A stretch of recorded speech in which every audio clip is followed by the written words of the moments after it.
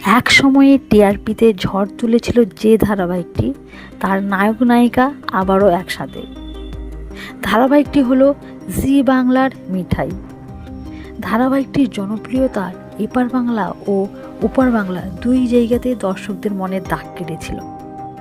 একটানা এত সপ্তাহ বেঙ্গল টপার এর আগে কোনো ধারাবাহিক হতে পারেনি।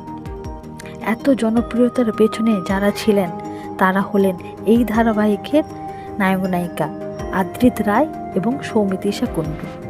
তাদের জুটি সবার পছন্দ হয়, তবে শেষের দিকে এই দুই তারকাদের মধ্যে সেভাবে ভালো সম্পর্ক দেখা যায় না।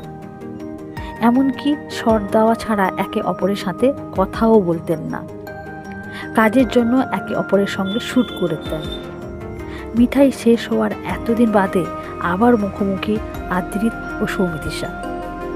সম্প্রতি প্রসেনজিৎ চ্যাটার্জির পদ্মশ্রী পার্টিতে দুজনেই নিমন্ত্রিত ছিলেন। সাধারণত পুরনো ধারাবাহিকের অভিনেতা অভিনেত্রীরা মিলিত হলে তারা মজা ও গল্প করতে থাকে, কিন্তু এমনটা কিছু হয়নি তাদের মধ্যে। পার্টিতে একে অপরকে এড়িয়ে গেলেন দুজনই।